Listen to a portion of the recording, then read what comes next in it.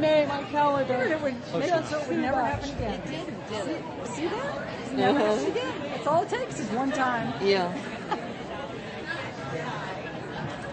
All right. We're ready? Is Margie ready? Ready? Okay.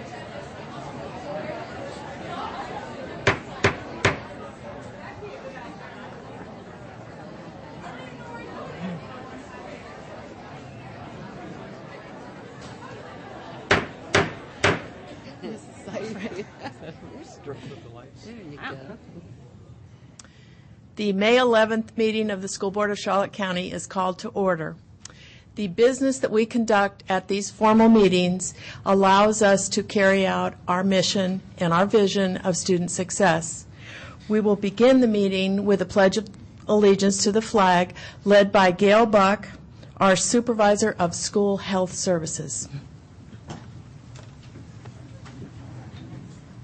Pledge allegiance to the flag of the United States of America and to the republic for which it stands, one nation under God, indivisible, with liberty and justice for all.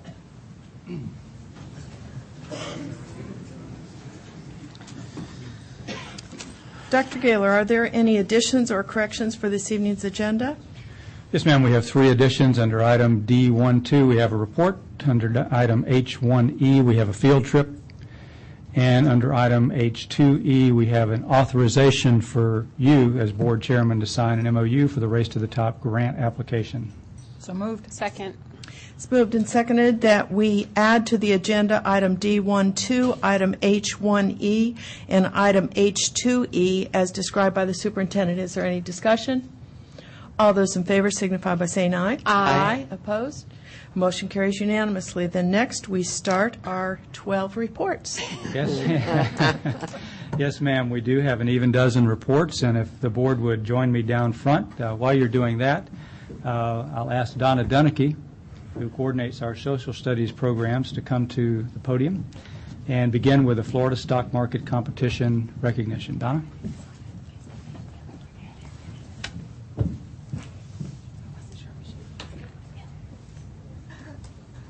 Incognito.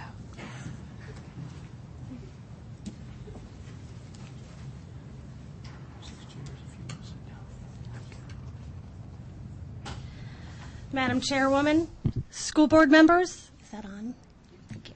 Dr. Gaylor, school board attorney, Ms. Young, and esteemed guests, thank you for this opportunity to recognize 2 Charlotte County public students who participated in and won second place in the annual Florida Stock Market Game. For more than 30 years, the Florida Council on Economic Education has been preparing Florida's young people to make sound personal financial decisions and to assume productive roles in our free enterprise system. The Council has trained thousands of Florida teachers to teach students from kindergarten to grade 12 to be financially savvy and to understand the underlying economic principles of our personal financial management system. Using the Florida Stock Market Game, they have empowered our students through economic education and understanding. At this time, I'd like to call up Mrs. Kelly Anderson from the Academy Social Studies Department Chair to tell us more about the Florida Stock Market Game and her 2 students from the Academy that took second place.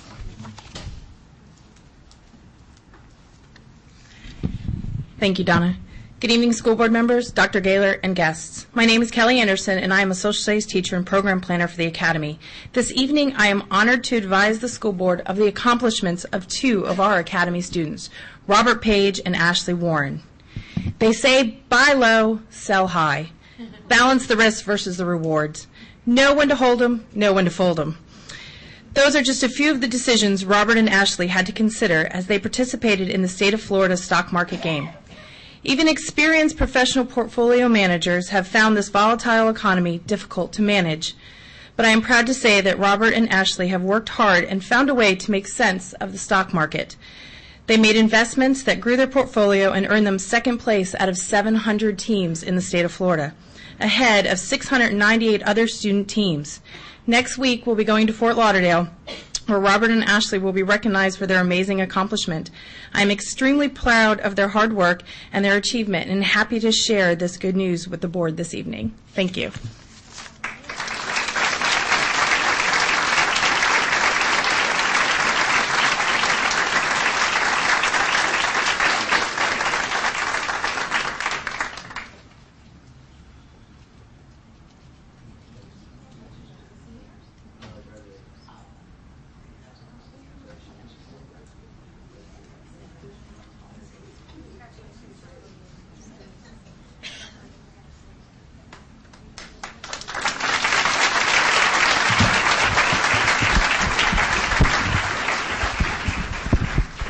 And Robert and Ashley, I've made a note of your names here. I'm going to be checking with you for some portfolio advice. Matter of fact, we're going to send you to Wall Street pretty quick, see if you can straighten them out up there.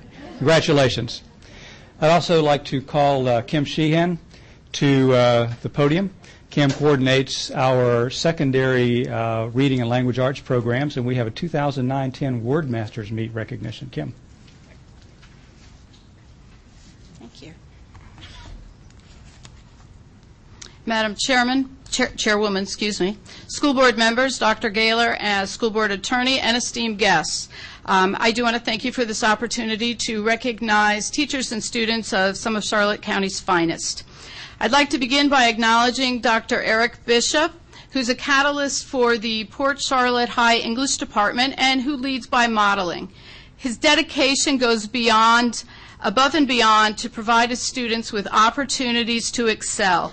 And one such endeavor is the Word Masters competitions.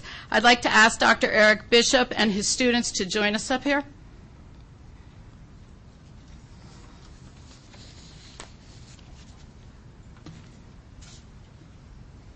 And I'm going to ask Dr. Bishop to call the names of his students in recognition of the great feats that they've managed to accomplish here. Good evening, everyone, and thank you. Miguel Morrissey, one mistake and placed among the 71 highest ninth grade students in the nation in the first meet for Word Masters.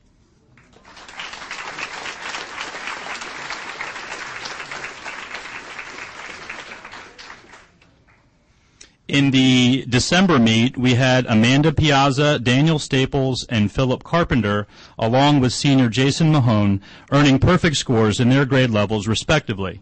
Only 12 sophomores and 82 seniors nationwide actually placed.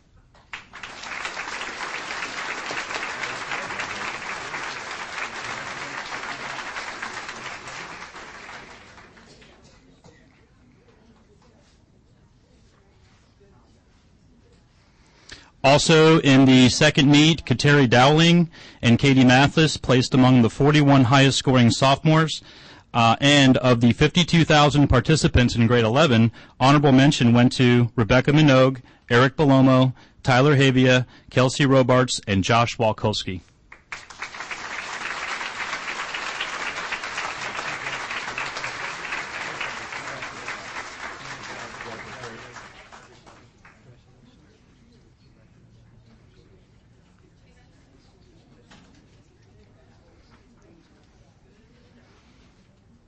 In the February meet, perfect scores went to grade 11, Tyler Havia, grade 12, Dominic Januzzi, and sophomores Kateri Dowling, Kate Mathis, who missed only one, placing them in the top 82 out of 12,989 students nationwide.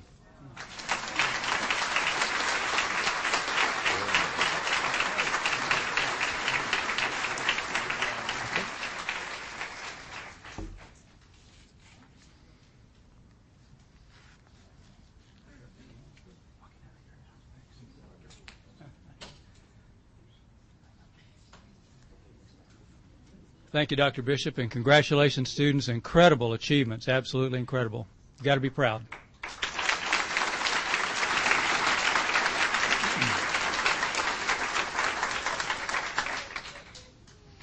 And Kim is going to stay at the podium here and recognize our student poetry contest winners. Kim?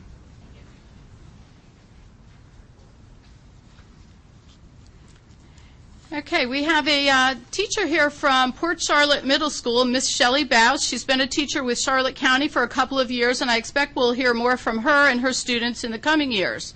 Ms. Baus took the initiative and the time to help her students enter a statewide contest, the Florida State Poets Association, with amazing results. I'd like to ask Ms. Baus to join us up here to recognize her students.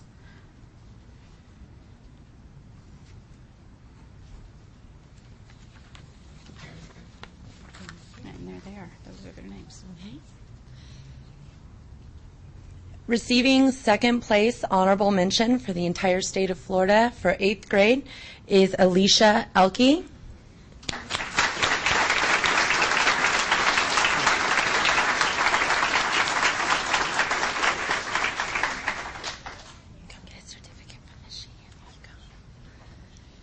And Jasmine Haskins received first place in 8th grade for the state. She was unable to join us here tonight.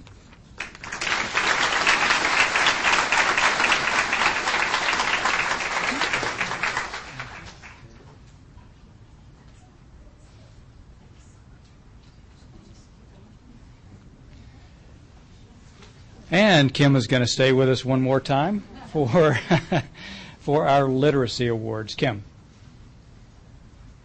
And I'm going to ask Marianne Morehouse, the elementary coordinator, to come up.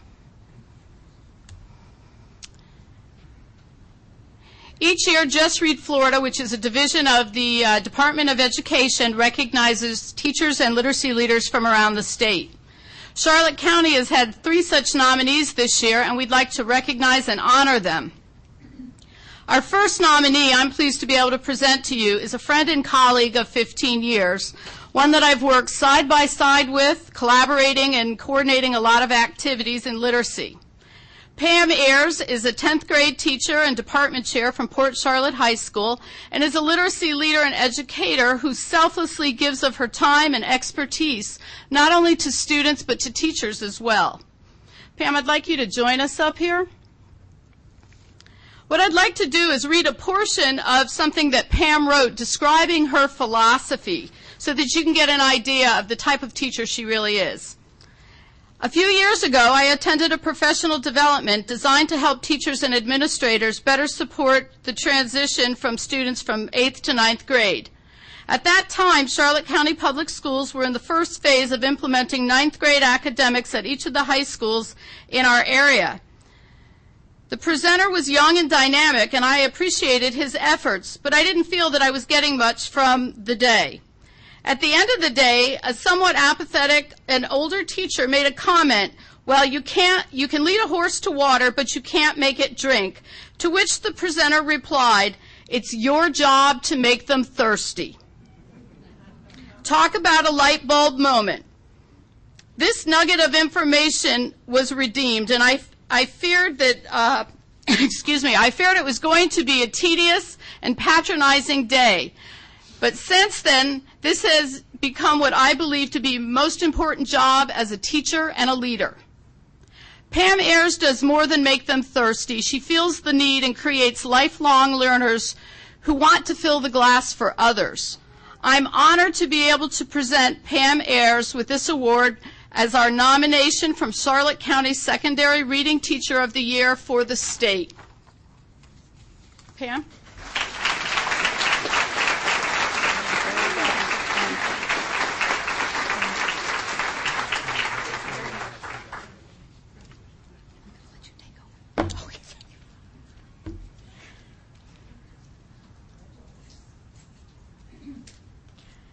Madam Chairwoman, school board members, Dr. Gaylor, school board attorney, honored guests, I thank you for this opportunity to recognize 2 of our Charlotte County educators. Karen Pascal is the reading coach for Meadow Park and Liberty Elementary. She believes, and I quote, professional development needs to happen both with individual teachers at their point of need and in large groups providing rich, value-adding experiences. I would also like to read one comment from the many I received regarding Karen's unprecedented coaching skills. John LeClaire states, I've relied on Karen's reading expertise for the past 5 years. She's excellent working with students as well as teachers and staff.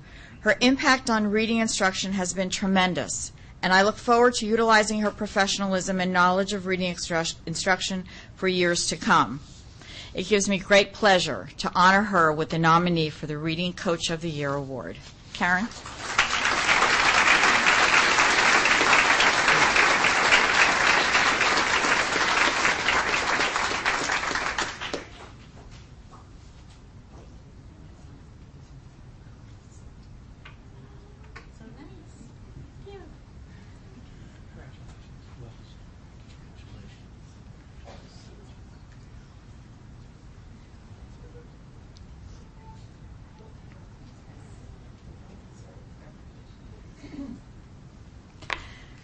The next outstanding leader is not a stranger to being recognized. Angie Talon, principal of Neil Armstrong, believes, and I quote, It is important to me that everyone involved with the school share a common level of trust and respect.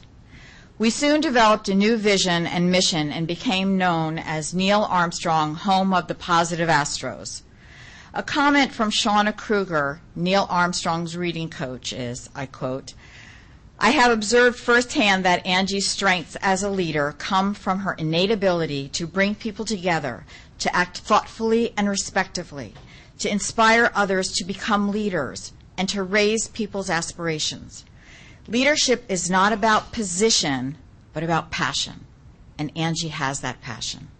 I'm thrilled to award her with the Regional Reading Leader Award for 2009-2010.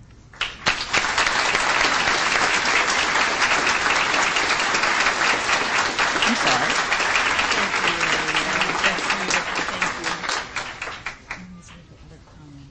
Oh, thank you.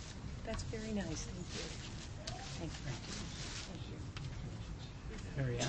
Mary Ann. Got my agenda there. Oh, I'm sorry.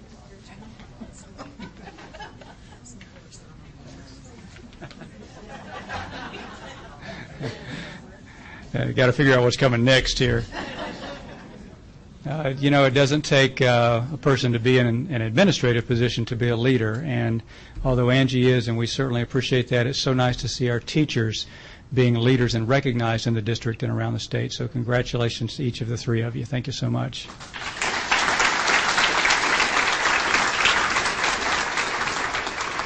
And we have Chris Bress, who is our Executive Director for Learning Through Technology and Media, coming to the podium. And he's going to recognize some folks who have been through our Learning Through Technology cadre certification. Chris.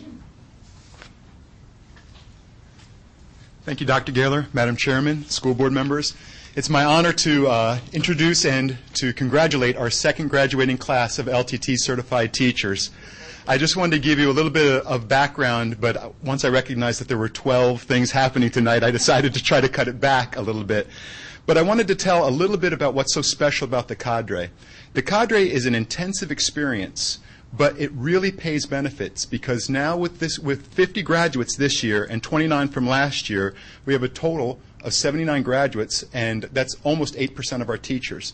Now, what's exciting about that, our graduates from last year put on 120 different in-service opportunities this year that would not have existed without them, and this year, these 50 people will provide 200 in-services next year that wouldn't have existed in the past. Now, we gave them all sorts of interesting and cool tools and toys and things to play with, and we just had to give one example of something that we implemented through your support. It's called Safari Live. Now, it is a video teleconferencing piece of software. Many people in the audience might have experienced something like Skype, where you can do one-to-one personal conferences. But this allows you to do many people in the room at once. And this was a conference done by a high school where they invited an author to come in and speak to a group of intensive reading students that read a book written by this author. So, Charlie, if you'd hit play. So the second one from the upper left is the author, and she's speaking to the group of people all watching this. Now, it's just to give a little bit of background about the technology. And, Charlie, you can hit pause. I just wanted to show you. Afterwards, the author said, I really love the Brady Bunch feel of this because of the way that they're seated, which was just so exciting because we could bring people from any distance in using Safari Live. This is a video server that you supported our purchase, and another conference I actually was able to do with people at the PDC when I was in Germany, so from another continent. So what that actually enables us to do is some terribly exciting things, because since we can control the video service, we know that we can keep our kids safe, and we can also invite anybody from the outside. I envision having a phone a friend moment, where just like with Who Wants to Be a Millionaire, perhaps we have a middle school call a high school where they talk to some physics students about a question, or elementary schools contact a middle school and we're reading across the video conference. And all of the teachers that experience the cadre are versed in this and they're working with it in their schools. So it's very, very exciting. So at this moment, I'd like to call the three trainers up that supported this cadre. We have Deb Jones, Mary DeBoer, and Charlie Morris. Charlie's going to read the names.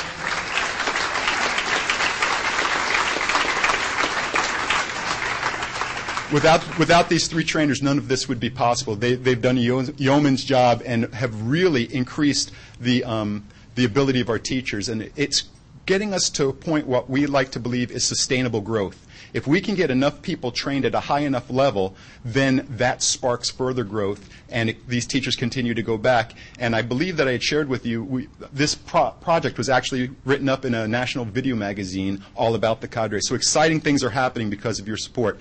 Now, Charlie is going to read the names, and everybody will come up, so thank you for your patience.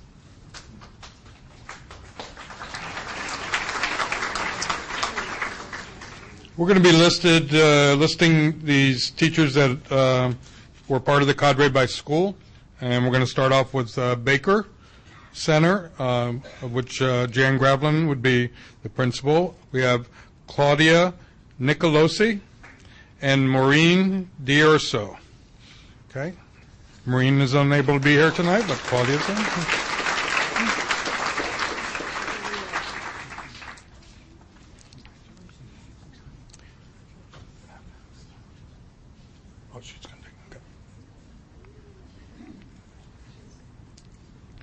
Okay, from East Elementary, with Principal Lori Carr, we have Lori Lynch, Peggy Brunk, Sarah Walker, Arlene Jerem, and Brad Ross.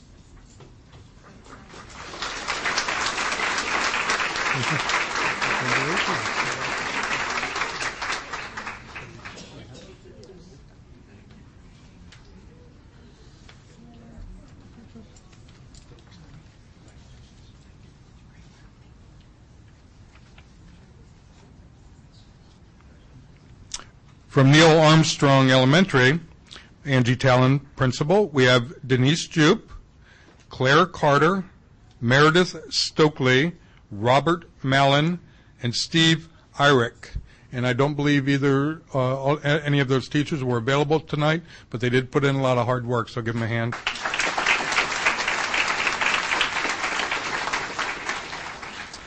From Peace River Elementary, Principal Bertie Alvarez.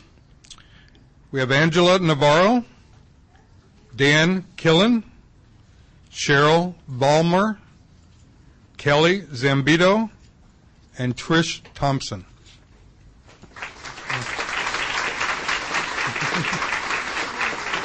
Good job. All right, Coach. Okay, you done?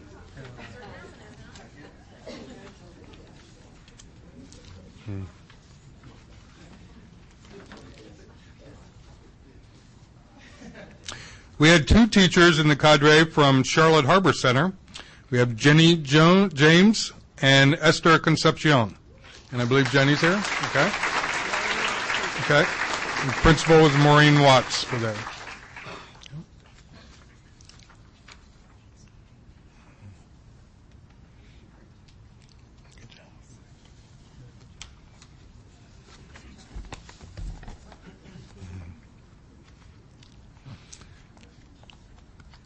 Our teachers from Kingsway Elementary, Principal Lori Davis, is Jill Richards, Judy Lynch, Nicole Clark, Sharon Schwabeck, Analia DeHaze.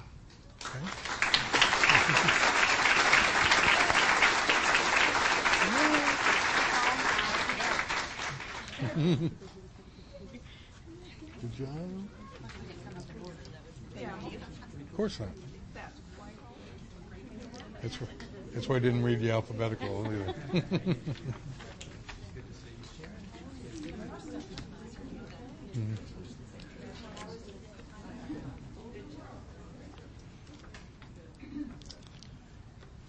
From L.A. Anger Middle School, Principal Maria Loudon, we have Andy Green, Christine Broyles, Leah Johnstone, Pat Foster, and Christy Brown. Come up.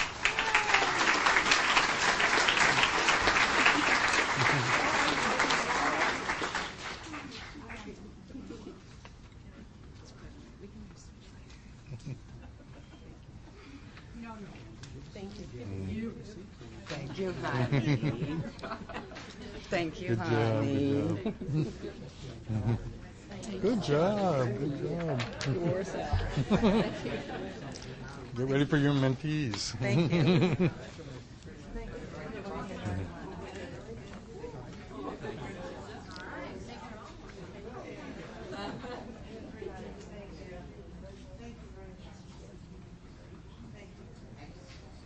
It's a wonder they're still standing. Seriously, they've done that much work.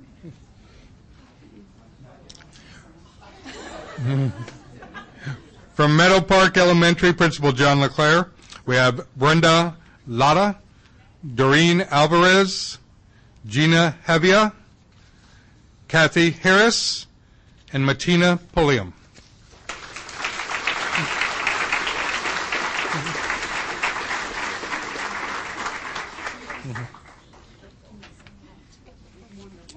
Good job, good job.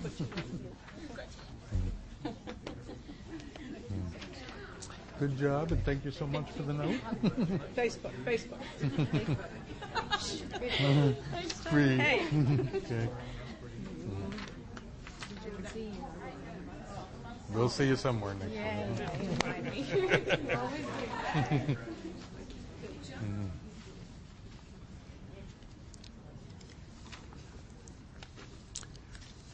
From Port Charlotte High School, Principal Steve Dionisio, we have Debbie Monk, Kim Newhouse, Lisette Ramos, Pam Ayers, and Scott Toney.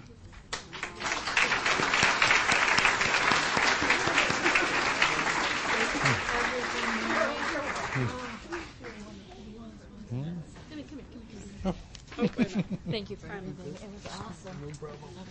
Good luck next year. Good job. Thank you so much. You're all going to do a little dance here. Good job.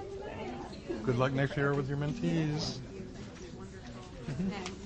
Okay. Congratulations. Yes. Kim. Thank you. Good.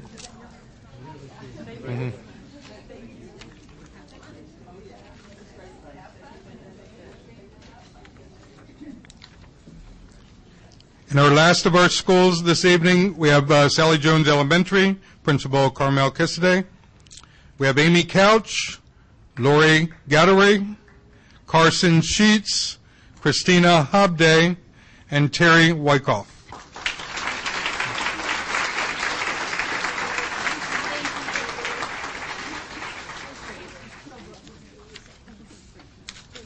Congratulations. Yeah. Thank you, Charlie. Yeah, you're not rid of us yet.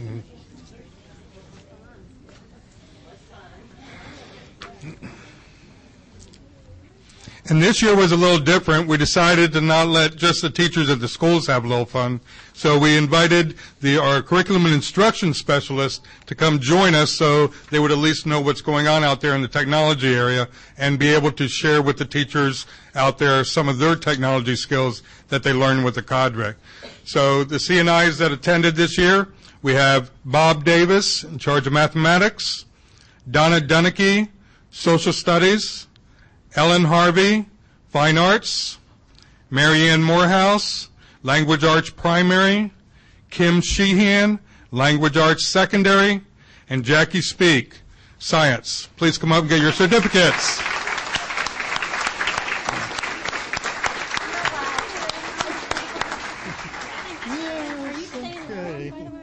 Yeah.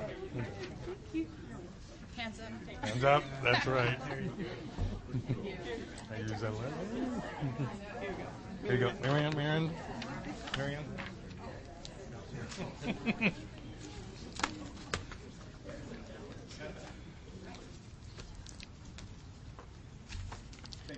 Thank you very much. Thank you.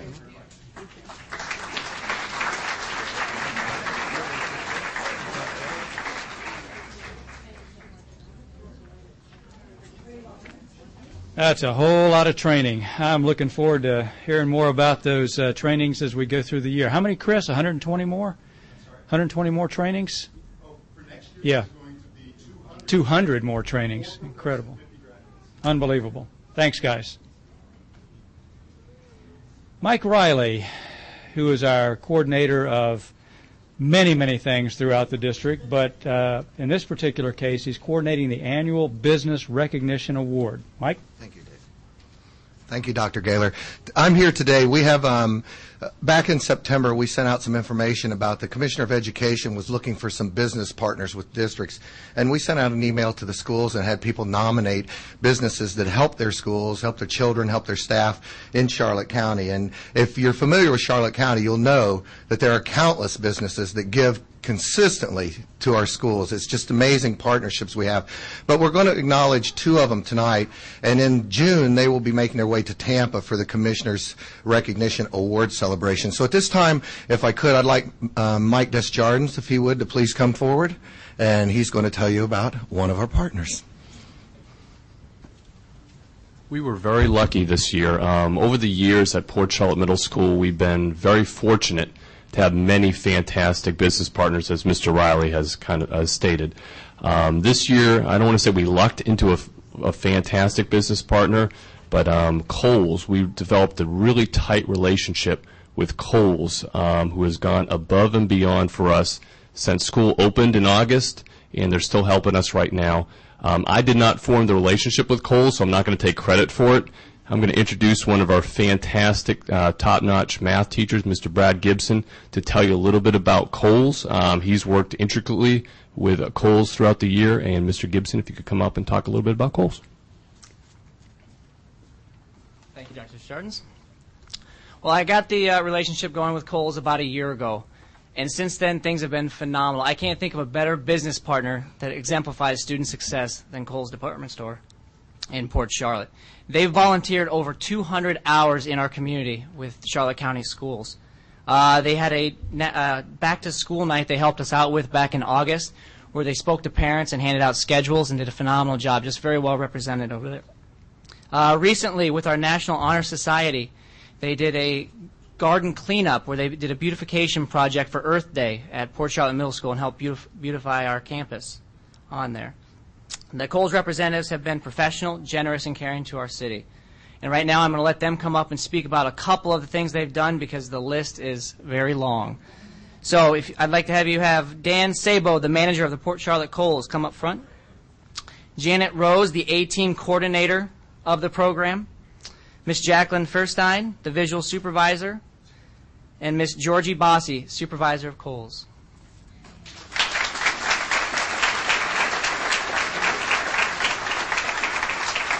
You have to listen to a couple of things they've done just in Charlotte County.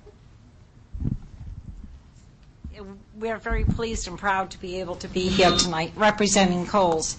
We have done 18 events for the Charlotte County Public School System since December of 2008. And that first one was with the HOPE program at the Academy.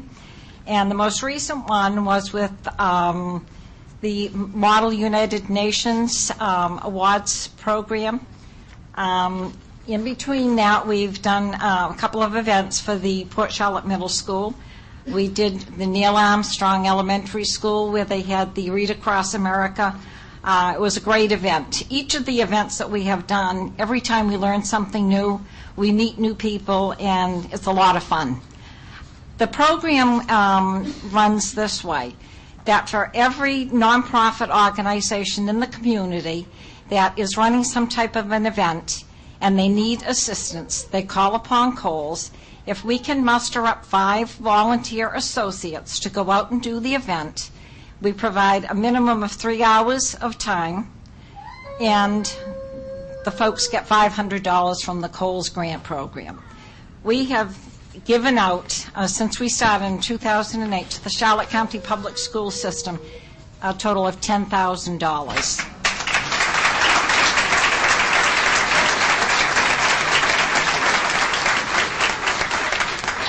Now, on the average, like I said, we have 5 people. Sometimes it's more. And when we recently did the beautification project at the Port Charlotte Middle School, we actually had 9 people. But total is minimum of 270 hours that we have given to Charlotte County Public School, and we hope that we can continue the partnership that we have created. Thanks.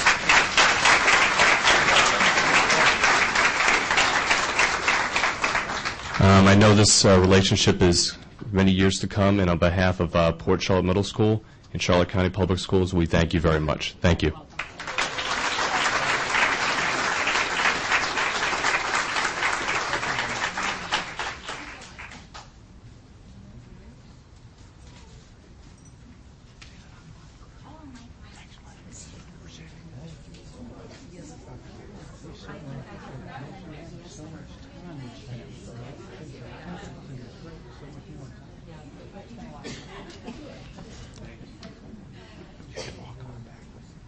Thank you, Jen. It was nice to meet you.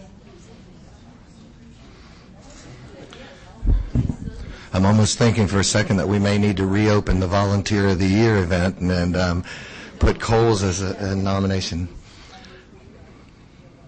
At this time, I'd like Chris Dollinger to come up and share a partnership and Mary Fred Clemens that they've developed with the Suncoast Schools Federal Credit Union and Suncoast Kids Foundation.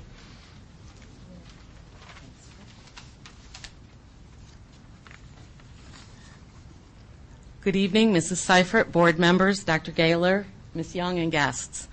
Mary Fred Clemens and I are delighted to be here tonight and honored to introduce you to the representatives of the Suncoast for Kids Foundation, Ms. Mary Talachek, who's the Executive Director of Foundations in Retirement, and a gentleman well known to many of us, Suncoast Schools Regional Vice President, Mr. Richard Rupert.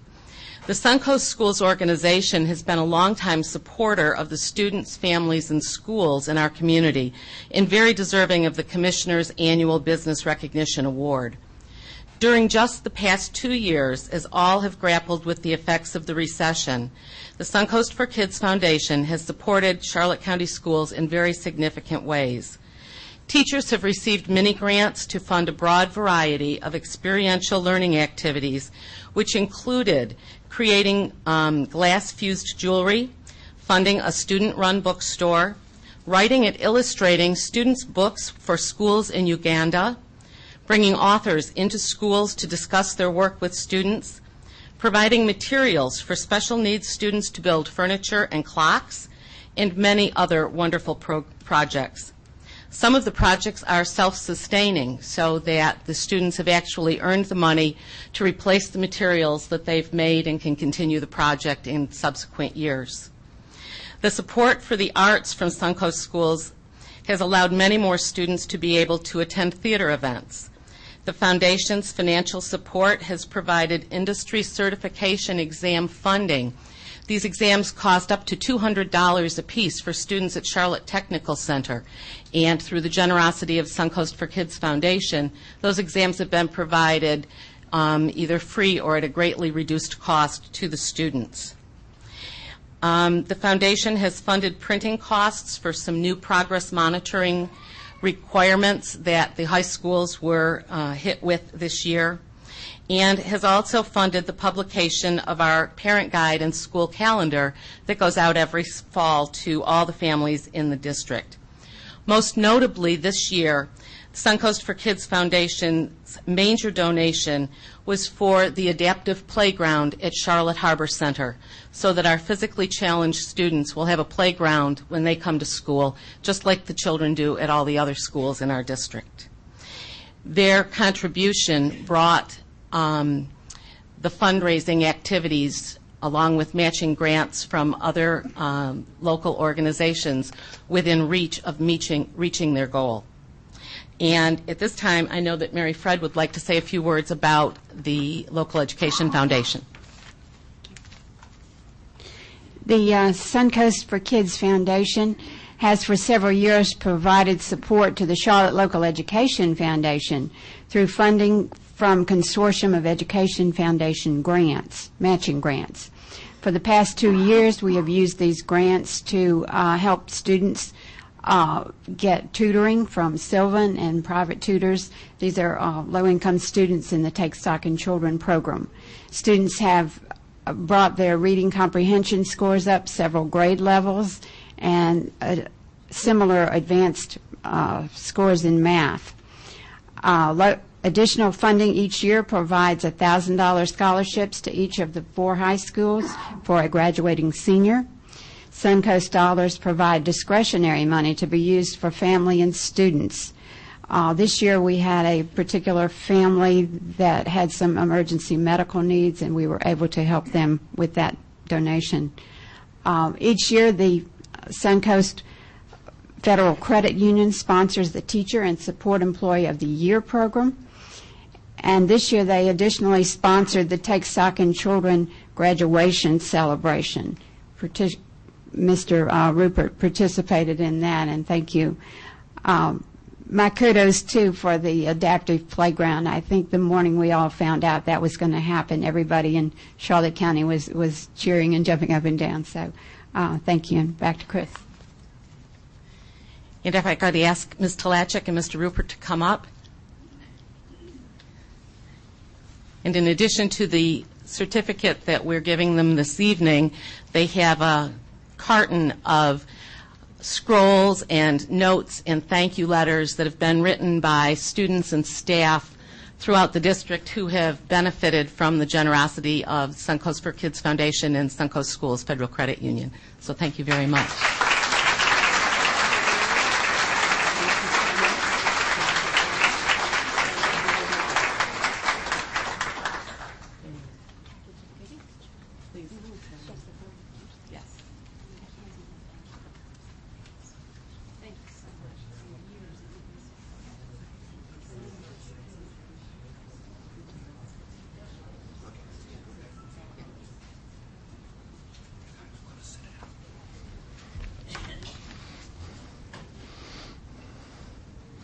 Once again, there are so many that do so many good things for our school district, and Coles and Suncoast Kids Foundation were recognized tonight, but we'd be remiss if we didn't go through the Chamber of Commerce directory and basically list everybody in there as a helper of our district. We come on to a Volunteer of the Year nominations. This is an exciting time. It's a good thing. It's an amazing thing of someone who gives their time and talents and energies freely to help others. I have like a little quote. What I'm going to do for you volunteer nominees, I'm going to call your name. Dr. Gaylor would like to shake your hand, has a certificate for you. If you would come around and start the line over by the screen and work this way around, because we have one from almost every school. Again, there are a lot of activities taking place tonight, and therefore there may be some people who are not here. I'll call their name if they're not. We want to acknowledge them anyway and where they're from. I just have a quote for each person, but too often we underestimate the power of a touch, a smile, a kind word, a listening ear, an honest compliment, or the smallest act of caring, all of which have the potential to turn a life around. And that's what volunteers do. They turn lives around. From Hope at the Academy, Miss Vicki Roth.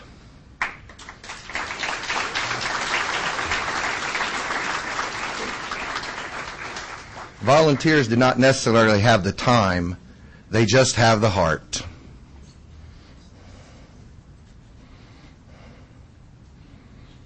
If you'd like.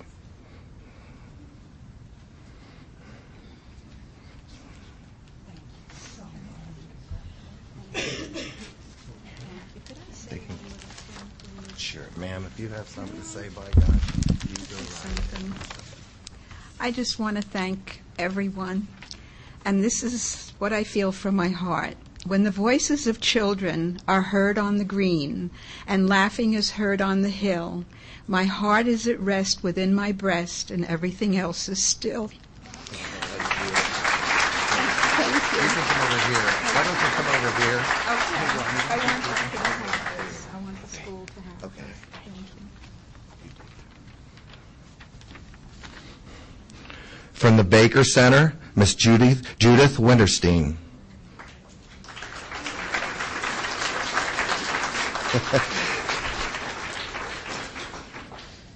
The heart of a volunteer is not measured in size, but by the depth of the commitment to make a difference in the lives of others.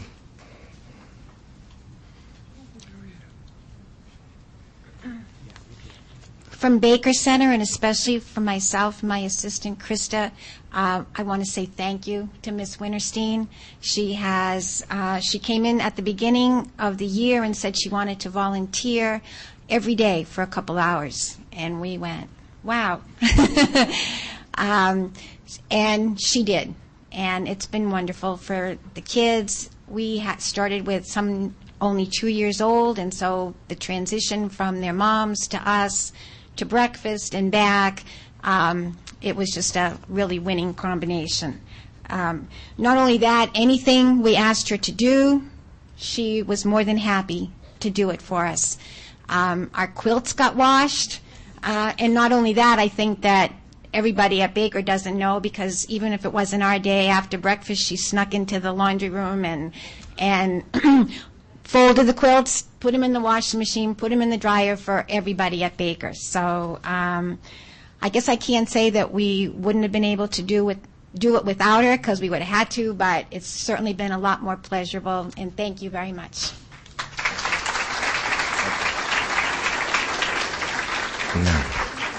From Deep Creek Elementary, and that will be Miss Kathleen Harmon, and she's going to walk in this direction. You go with her if you'd like, and see Dr. Gaylor. So it's Kathleen Harmon from Deep Creek Elementary.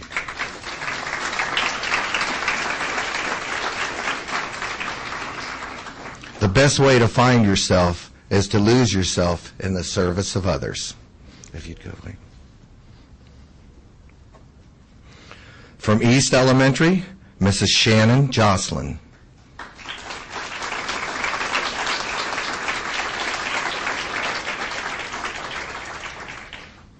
Service to others is the payment you make for your space here on earth.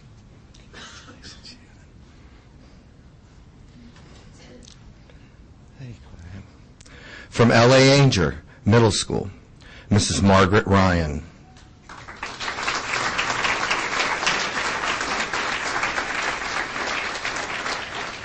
Never doubt that a small group of committed people can change the world. It indeed is the only thing that ever has. Congratulations. From Liberty Elementary School, Tana Wilson.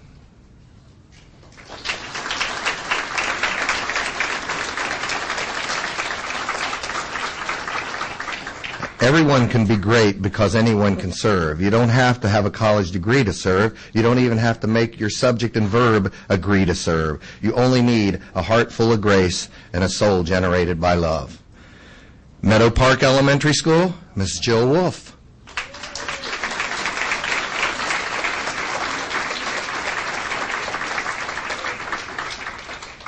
I don't know what your destiny will be, but one thing I know, the only ones among you who will be really happy are those who have sought and found how to serve others. From Murdoch Middle, Teresa Karuba.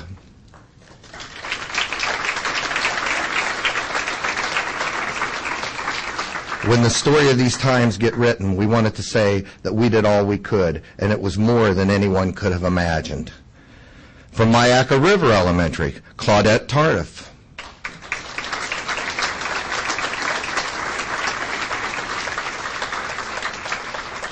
If you ever need a helping hand, it is at the end of your arm. As you get older, you must remember you have a second hand. The first one is to help yourself. The second hand is to help others.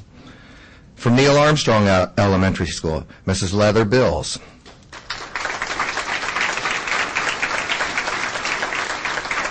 The most satisfying thing in life is to have been able to give a large part of oneself to others. Port Charlotte High School, Mr. William Pierce.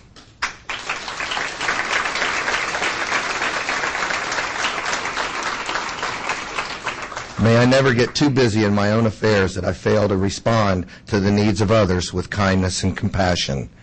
From Port Charlotte Middle School, Mrs. Cynthia Johnstone.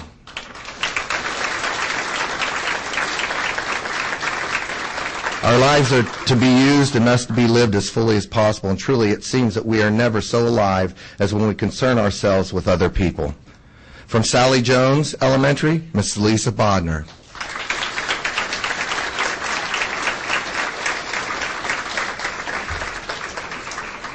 If someone listens or stretches out a hand or whispers a kind word of encouragement or attempts to understand a lonely person, extraordinary things begin to happen. From Vineland Elementary School, Cheryl Deal.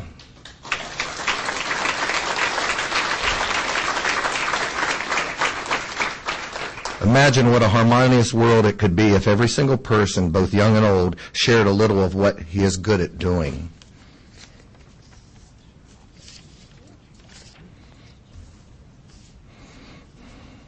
From Lemon Bay High, Beth Johnston.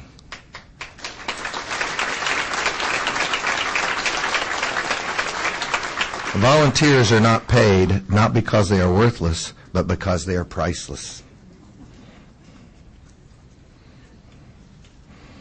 From Punta Gorda Middle School, Jen Lombardi.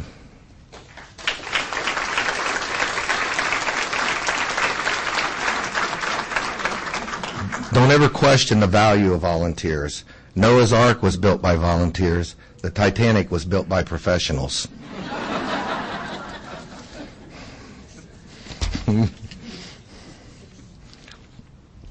And now we have, I have a paper problem here. I need to come up.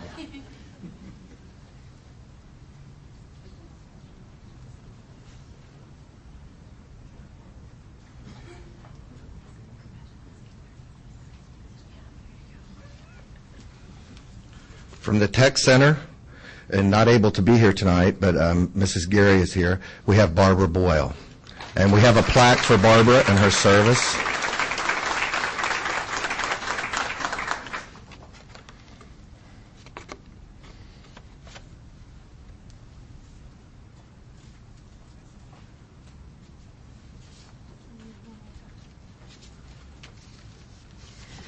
Barbara would like to say to everyone that she's just thrilled to be Volunteer of the Year.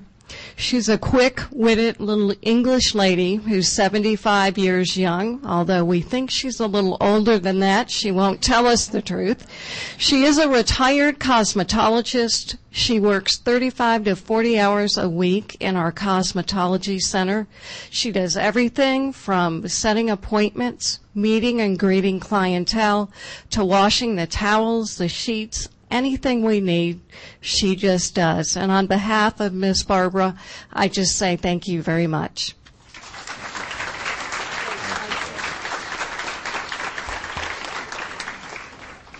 From Charlotte High School, Mr. Tim Gaylord.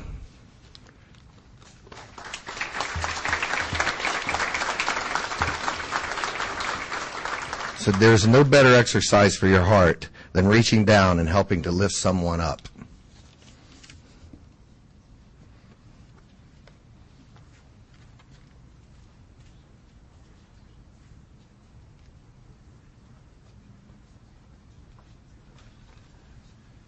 Tim Gaylord has been a member of the Tarpon family for over 25 years. He has worked tirelessly on so many projects that make Charlotte High a unique place. From working side by side with Wally Keller over many years at the Charlotte High boat auction to running concession stands at basketball, football, and track events, Tim works selflessly for the benefit of kids at Charlotte High. His motto is, whatever it takes, we'll get it done. On a positive note, his grandson, Chance, is starting kindergarten in the fall of this year, will be a future Tarpon, and we have him at least for another 12 years. Thanks, Tim, for all you do.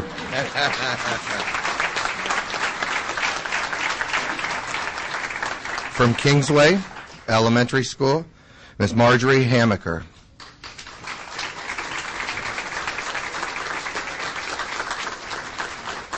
In this troubled world, it's refreshing to find someone who still has the time to be kind, someone who still has the faith to believe that the more you give, the more you receive, someone who's ready by thought, word, or deed to reach out a hand in the hour of need.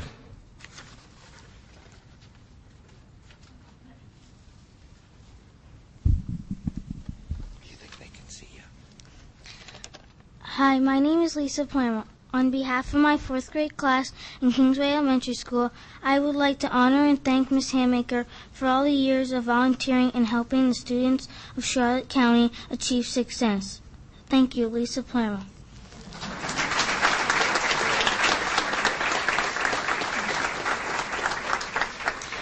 Well, I'm Connie Emmons, 4th grade teacher at Kingsway Elementary School, and I would like to introduce my sister, who is 77 and is Volunteer of the Year at Kingsway Elementary. First, I'd like to thank the school board for providing me with the opportunity to recognize the hard work and dedication that Mrs. Hamaker has exhibited in the past 12 years at Kingsway Elementary School. Mrs. Hamaker, a retired teacher from South Bend, Indiana, has volunteered in my fourth grade classroom for the 9 years I've been here. She has increased the self-confidence of my students who have been struggling academically, socially, and emotionally. When many of my students see Mrs. Hamaker entering the room, they jump up and run to give her a hug. Now, for fourth grade boys and girls to have such strong enough feelings to express themselves in this way, they must have a valuable bond with her. Those who need help can't wait to be with her. My students are trying harder because they feel better about themselves. They love her pat on the head and smile voicelessly saying, "Well done." Academically, those students that Mrs. Hamaker has worked with are getting better grades and are being helped to strengthen the understanding of their problemed areas. Mrs. Hamaker has made multiplication flashcards by the hundreds, listened to a multitude of books being read, and given help with vocabulary and fluency. She constructed individual Florida Rights folders, which fourth grade teachers know were on the hot seat for that one, and she was very helpful with her Florida Rights.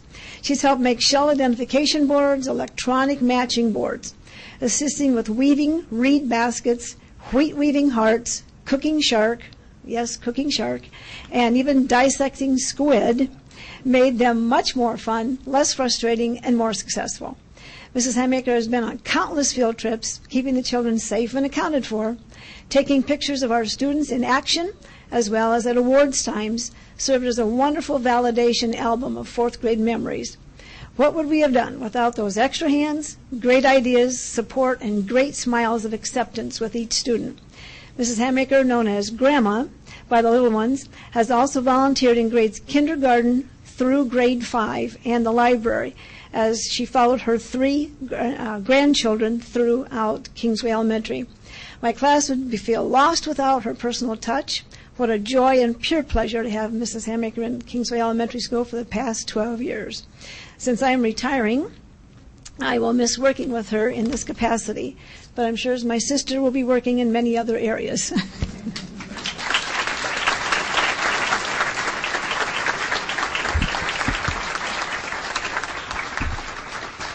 Before we introduce the Volunteer of the Year, on behalf of the school board and Dr. Gaylor and the children of Charlotte County Public Schools, the parents of Charlotte County Public Schools and the community, we thank you from the bottom of our hearts for all that you do to serve us. If you'd like to, Karen, if you'd like to.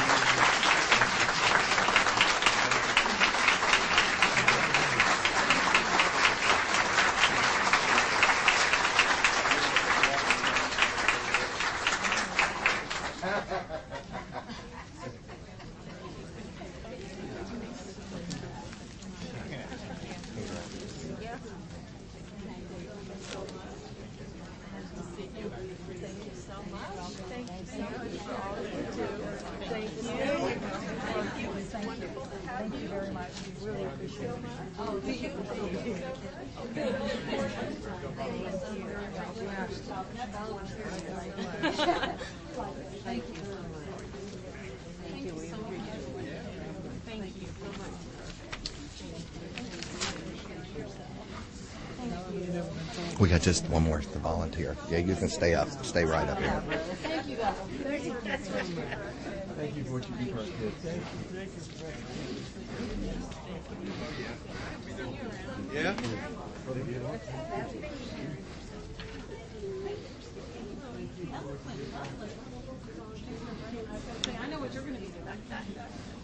A pessimist, they say, sees a glass of water as being half empty. An optimist sees the glass as half full. But a giving person sees a glass of water and starts looking for someone who might be thirsty. And now, much like our Teacher of the Year program, this person represents all of the qualities and characteristics of all of our fabulous volunteers in Charlotte County. And representing Peace River Elementary School and representing Charlotte County Public Schools, our Volunteer of the Year, Ms. Dorothy Loa.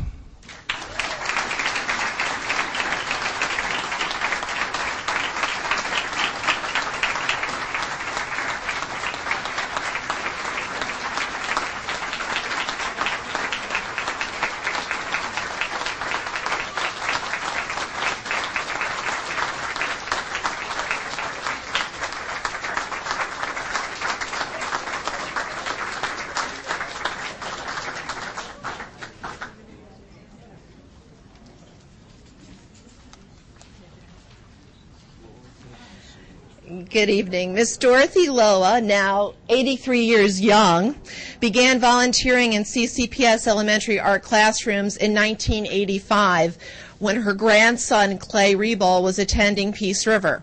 As he transferred to a newly built Deep Creek Elementary campus, she went along, continuing to volunteer for then art teacher Shirley Webb. During that 9-year run, Dorothy has also worked with her young granddaughter, Susan Loa, known as Mrs. Landis to us.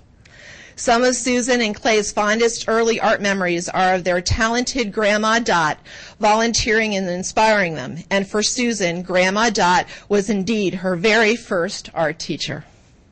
Grandma Dot is currently a volunteer at Peace River Elementary, where she volunteers twice a week. We are very fortunate to have her as a part of our school. Congratulations, Grandma.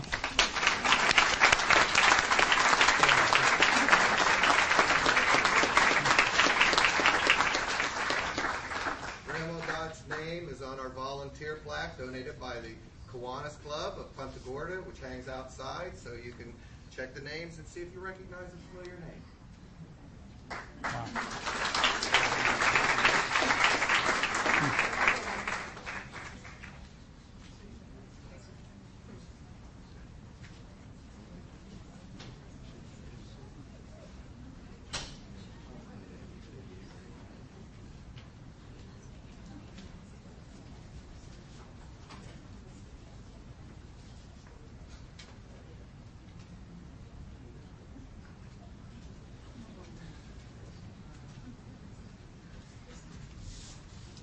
Well, Grandma Landis did a great job, Grandma Dot, with Susan, because Susan made a fantastic, absolutely exquisite Gator Adirondack chair.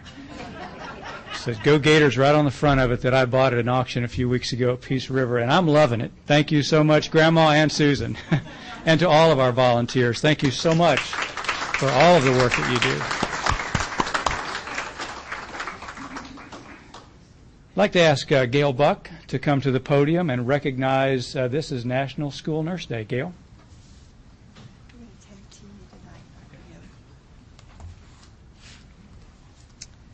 Madam Chairman, board members, Dr. Gaylor, this evening we want to share a very special day that's coming up. National Association of School Nurses was established on 1972. Hard to believe it's been that long ago. To foster a better understanding of the role of school nurses in the educational setting. This year's theme is Vision, Voice, and Visibility, charting a course for a healthy future. National School Nurse Day is held on May 12th, the Wednesday of National Nurses Week. School nurses are an important part of the total educational program here in Charlotte County.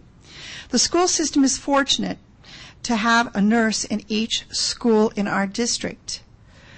We're even more fortunate that we have 3 nurses at Charlotte Harbor Center.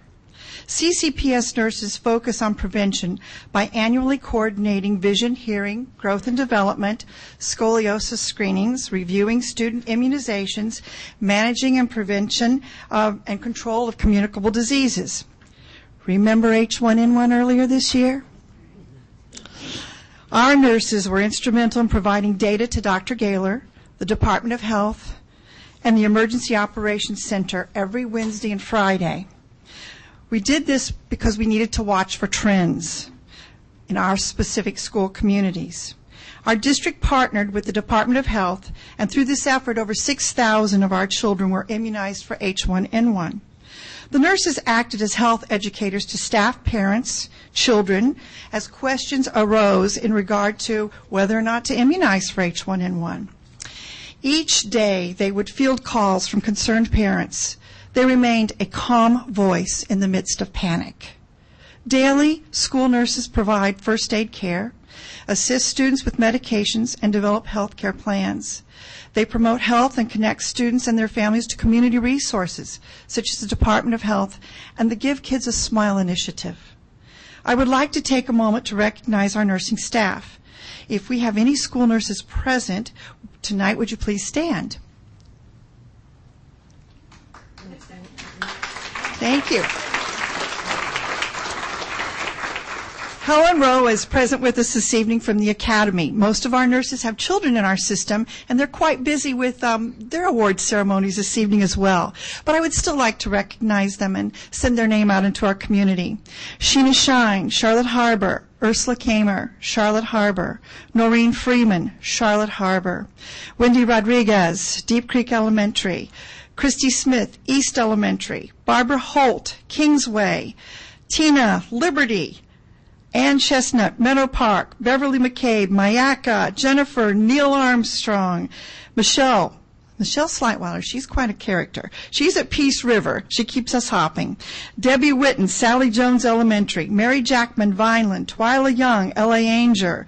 Becky Buhacker, Murdoch Middle. Nancy Springstead, Port Charlotte Middle. Cindy Baines, Punta Gorda Middle. Yvonne Pollocky, Charlotte High. Hope Schmidt, Lemon Bay.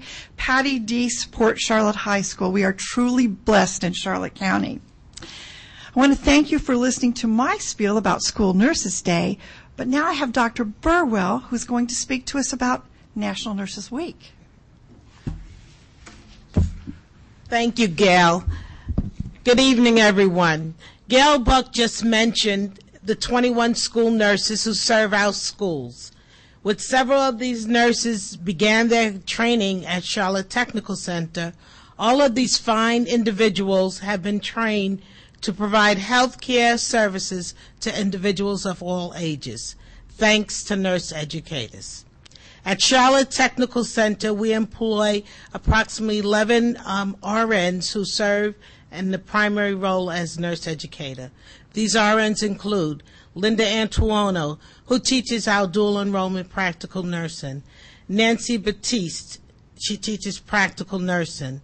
Suzanne Guerra teaches nursing assistant. Carol Kurtz, practical nursing instructor. Victoria McNutt, dual practical nursing. Carrie Merrill, adult practical nursing. Sean O'Connor devotes a lot of her time in teaching the evening weekend practical nursing program, as well as filling in for many of the other classes. Fran Redding teaches our dual practical nursing and dual medical assisting program. Mary Sloan teaches dual nursing assistant as well as a health science class. And our lone man, Mr. Eric Stefanik, teaches our adult practical nursing. It just so happens that his name fell alphabetically, the last name on the list. Not making him the least, but actually a more valuable person because he keeps us women in check.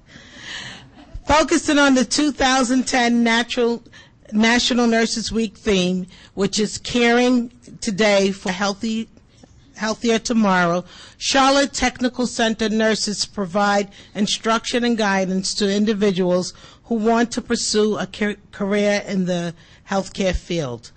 With a spotlight on medical assistant, nursing assistant, and practical nursing, they are committed to continuing their own education and compassionate in their efforts to supply the future healthcare providers of our community.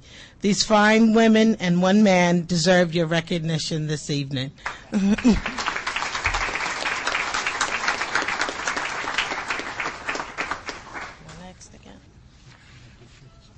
We do. Go get the award. All right. I'll go get the award. Okay. Thank you. What a joyful evening. Tonight we have the distinct pleasure of honoring an individual in our community who has done a tremendous outreach for our children. Through the volunteer efforts of Dr. Judy Marshall, program coordinator for Charlotte County Give Kids a Smile program, desperately needed dental services were provided free to local qualifying children from low-income families.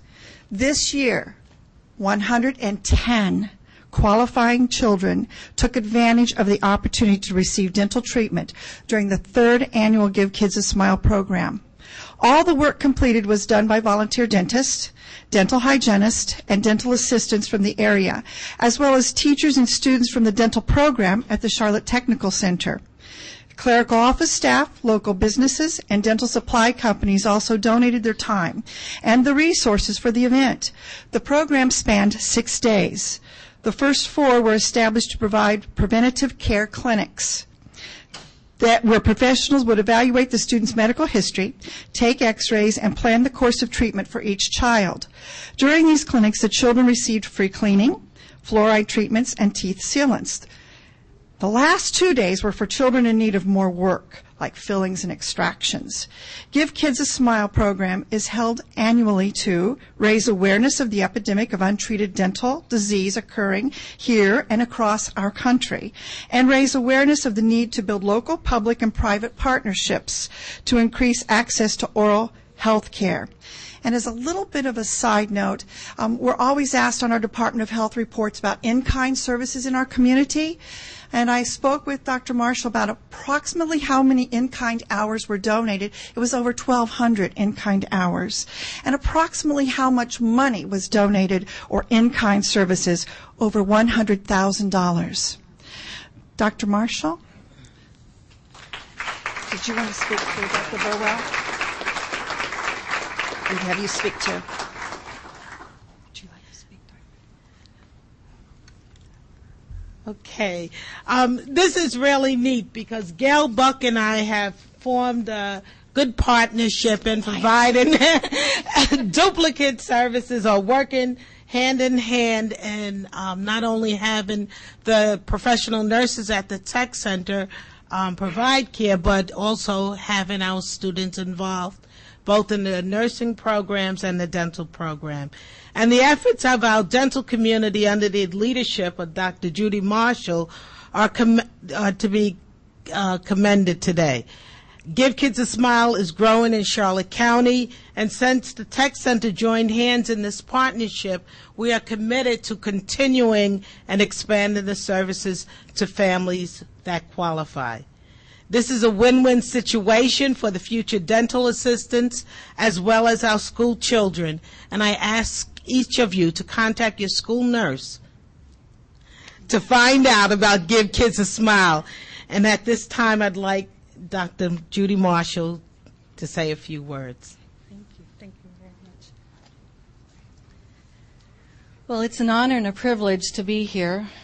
Dr. Gaylor, School Board, Madam Chairwoman. This program takes a networking community of compassionate, caring individuals. Simply couldn't happen with just one person. We had the wonderful school sitting there with all of the equipment ready to be used. And Dr. Hurston, Melody Hurston, asked me if I would organize the Give Kids a Smile program. And I said, well, sure. I said, who's going to help me? And then the steering committee was formed of individuals who had a passion for this particular effort. And the same group has been together for all 3 years. I asked the volunteers on the steering committee how they thought the program should go, what it should be. And they started saying, what if we asked this and how about that? And I said, well, the only way we know is to ask.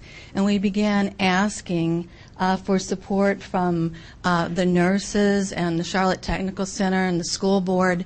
And everywhere we turned, we got this overwhelming yes. This is a win-win for all of us.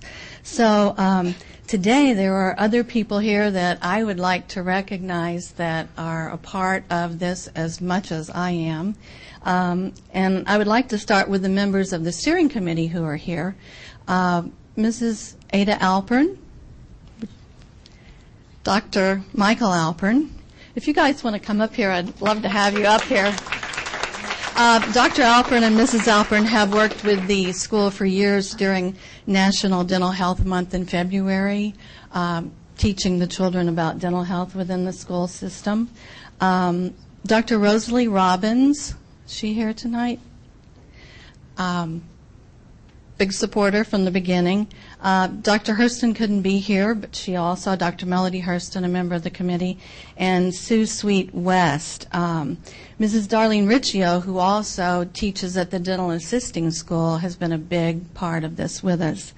And I would be remiss if I didn't recognize some of my staff who, if any of you do these projects, you know that you call on the people around you to help you. And since I work in my office every day, those people are the ones who I said, okay, I need this done. How can we get this done?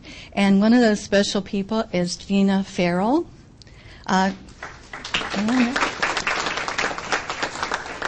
She's a dental assistant, and she's also, if you happen to hear the public service announcements on the radio, this is the voice that you heard. She was so gracious to record that for us. Also in my office, Linda LeClaire, hygienist, she coordinated all of the hygiene volunteers, and Kathy Dimling is the office manager. Just whatever needed to be done, she was there to help with it. And we found that the way was surely made clear because Gail would, Mrs. Buck would always be so willing to help us. And along with her was Johanna Campaign, who, come on up. And one of the nurses who is here today, Helen Rowe, would you please come up also? Because it is the nurses who have their fingers on the pulse of the children and actually know who needs the services and refer the children to us. We did see the 110 children this year, and comprehensive dental care was provided to more than half of those children. All of their dental needs were met. And that's not all the Give Kids a Smile programs that operate throughout the state are able to do that. But we can because we have the resources, we have the volunteers, we have the community networking with us, the corporations donating supplies, and this all becomes possible. So I think if you get a chance to come by the clinic ever, please do so. We're treating the Fridays in February and January of each year. There's been some talk about expanding that. If there's somebody who wants to make a generous grant or donation, we'll see what we can do on the other end of that. But I wish to thank all of you. And in closing, I want to say it's just wonderful to work and network with people such as these who are so talented. And I thank all of you for making the Give Kids a Smile possible.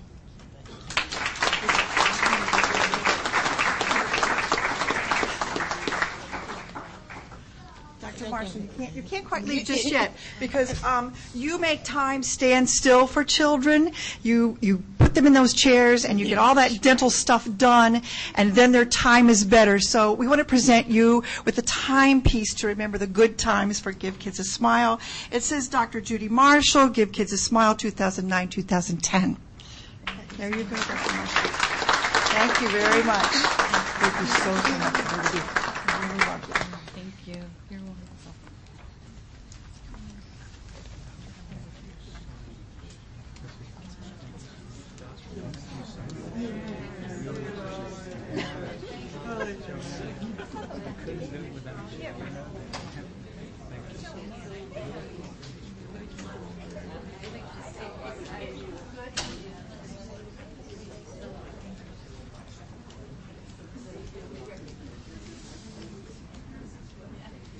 What a great program. Got the opportunity to visit one of the days during, when was it, February or March, and just saw a lot of good things going on for kids. And so many of our dentists and hygienists and assistants were there. It's a wonderful thing.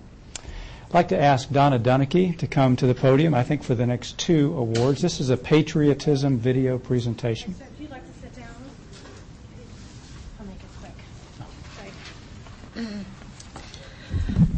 Once again, Madam Chairwoman, school board members, Dr. Gaylor, and Mrs. Young, and esteemed guests, thank you for this opportunity to recognize our Charlotte County Public Schools students and staff members who participated in a wide variety of programs and activities that honor our veterans this school year.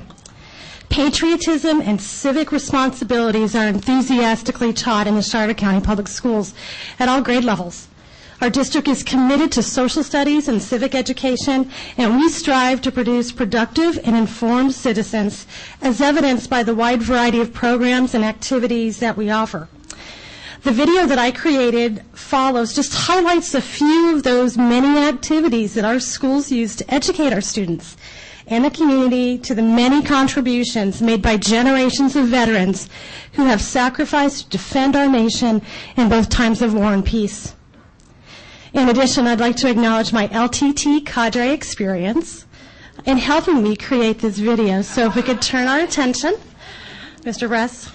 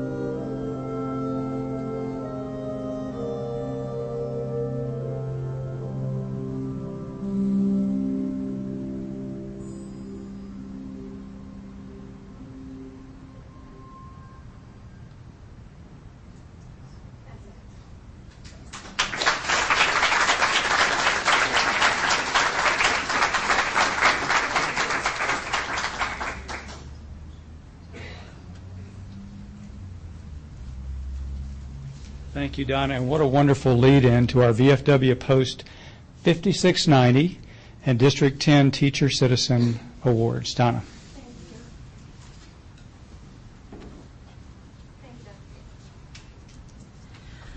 Every time I see that video, I get choked up. Okay.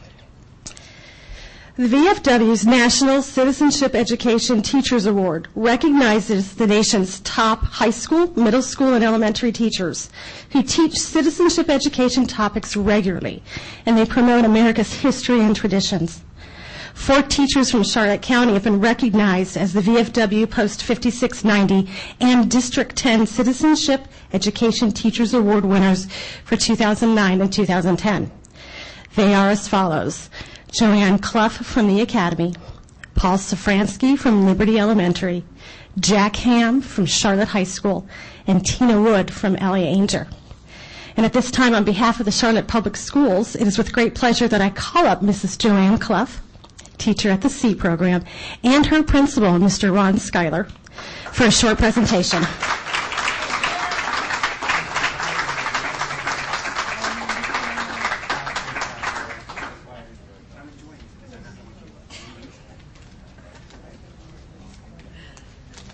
I have to admit I'm enjoying this a little bit because when I try to have faculty meetings, Miss Clough is always going like this to me, trying to get me to hurry up. Good evening, Dr. Gaylor and the school board. I want to thank everyone that's here tonight. It is a great honor to be able to recognize one of our finest educators in Charlotte County Schools.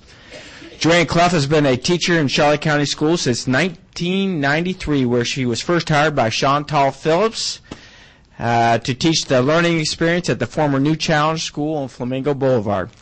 This program later became the C program and was moved to Charlotte Harbor School, and then after the hurricane to the Academy. During these last 17 years, Mrs. Clough has been the educational leader of this very successful program. We are here this evening to celebrate the award for District 10 and Post 5690 VFW Teacher Citizenship Award. Joanne is receiving this award for her work while she was at Charlotte Harbor, where her C students taught the Charlotte Harbor students policies and procedures of the Veterans Day program. I think Mr. Duffy was a principal at that time there. I cannot think of any teacher that exemplifies hard work and patriotism more than Joanne Clough, and I'm not only honored to work with her, I am also honored to call her my friend. On a more personal note, Ms. Clough will be retiring at the end of this year to spend quality time with their 3 children and 9 grandchildren. The Academy and the C program will never be the same without her. We will miss her tremendously.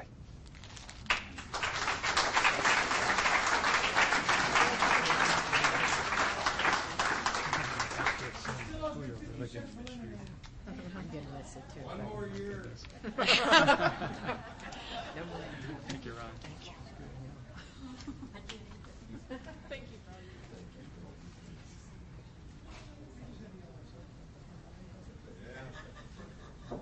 Couldn't stand being out of order. I'm rigid, aren't you?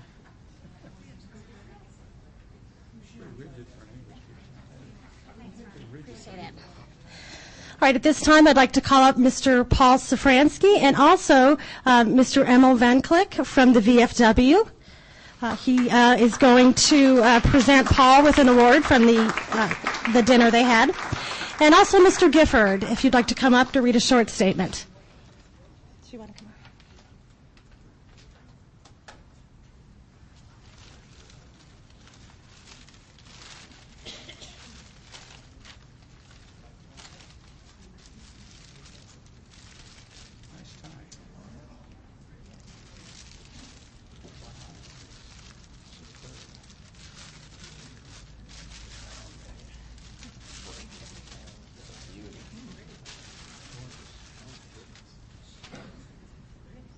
This is the first time I've had a chance to get a hold of Paul. Every year I come to his program with his teachers, Veterans Day. It's incredible, the grammar school kids and what he does with them on that day and the show they put on. It's incredible. And I first got one of the commanders, the Legion, VFW, one of them gave me this invitation one day in crayon, please, veterans, come to our show. And so I went, and I've been there for 4 years in a row. He's a great teacher, and their whole team there is incredible. We actually hit a home run. The great teachers that were put forward by Charlotte Public Schools, we won every district award, all 3. Jack Ham's not here. Oh, come on up, Jack, for a second.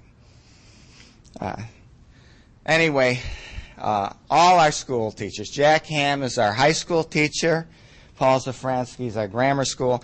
And Tina Wood is our middle school teacher of the year. Could you come up, Tina? I got to get a picture with all of us.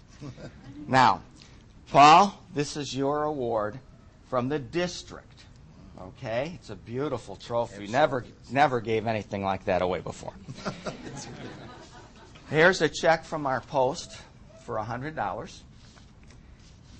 And there's a check for another $100 from the district. Wow.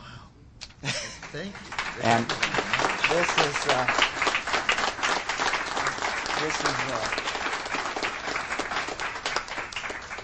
I got to get all the teachers together.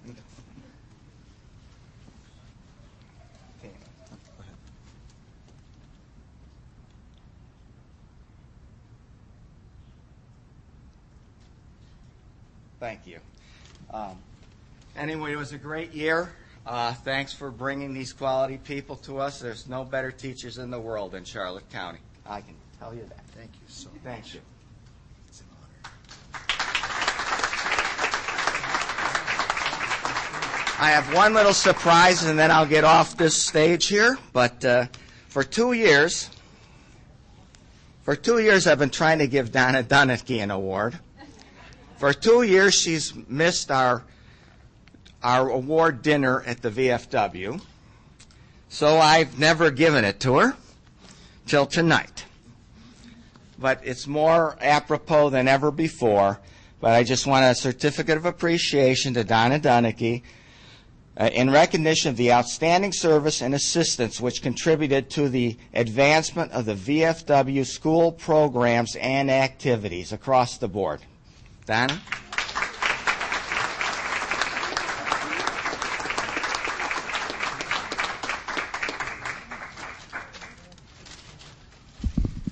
I'd like to thank Paul. Paul has a lot of talents, and among those talents, he can fix my motorcycle and he can fix my recreational vehicle, among many other talents that he has, and I owe him a great deal of debt for that. But seriously, Paul has done patriotic shows for a long, long time at Liberty Elementary. He's done a lot of PowerPoint presentations, and he always mixes the right music with the right photographs, and it's always very powerful. When we came up here, he said, "Promise that you won't make me cry." And I said, "Well, Paul, it's just desserts," because of all the times that he actually made me cry and gave me goosebumps just watching his PowerPoints. Thank you, Paul.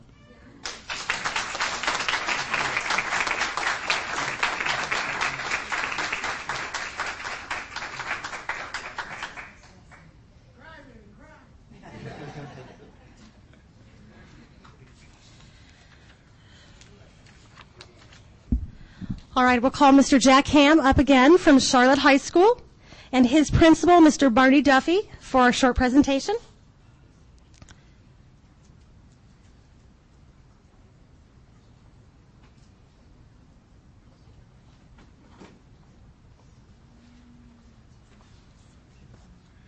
These are definitely the more fun parts of my job.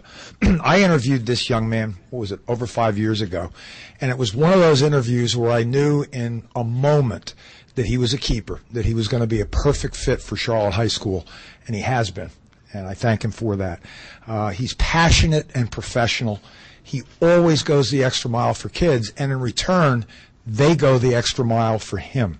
He makes learning come alive in his classroom, and he exemplifies the word citizenship in all of his actions and words and deeds. He has definitely touched the lives of many at Charlotte High, and hopefully he will continue to do so for many years to come. And it sure doesn't hurt that he's a Notre Dame fan. Charlotte High School and Charlotte County Public Schools are very, very fortunate to have a man of Jack's caliber on board here. Jack, thanks for all you do.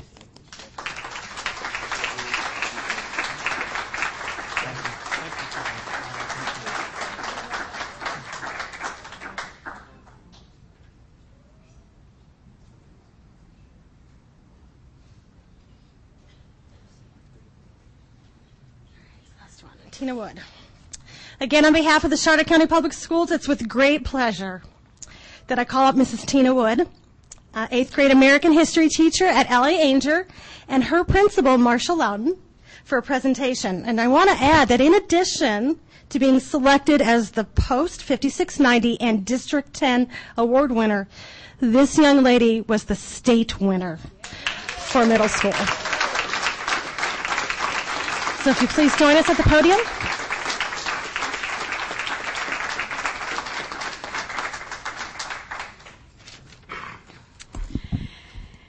It all came together during Freedom Week at L.A. Anger Middle School. Our students and staff came away humbled and proud of our American heritage and the sacrifices of our military men and women as well as their families. Tina Wood, 8th grade history teacher, planned special events throughout the week to bring American history to life. Tina is passionate about American history, citizenship, and the veterans who have kept us free. For after all, her father is a Vietnam veteran, and her husband Chris has served 2 tours in Iraq. Tina brings her passion and love for her country into the classroom. We are extremely proud of her accomplishments and that she was named district and state winner of the VFW Citizen Educator Award. May I present Tina Wood.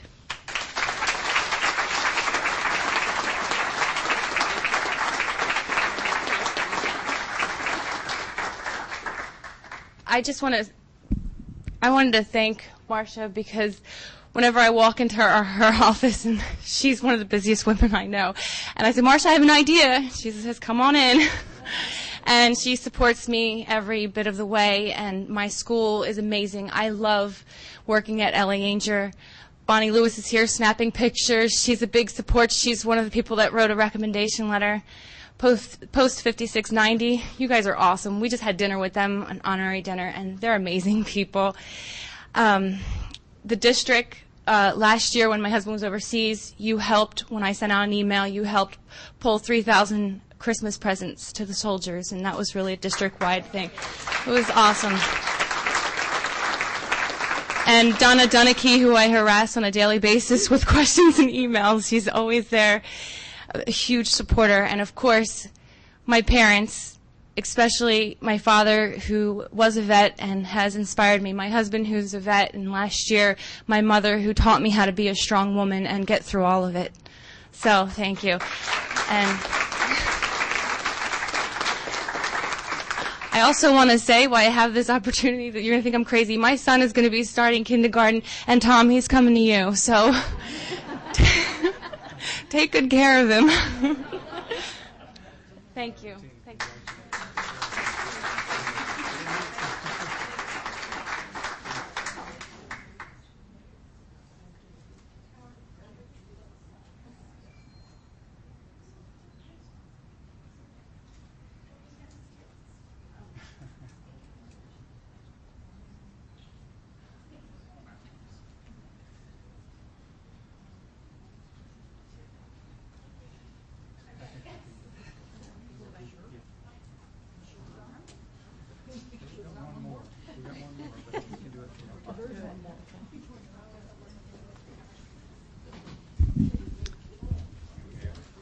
Thank you so much, 56. We really appreciate that. And just Paul and Tina and Jack, just incredible.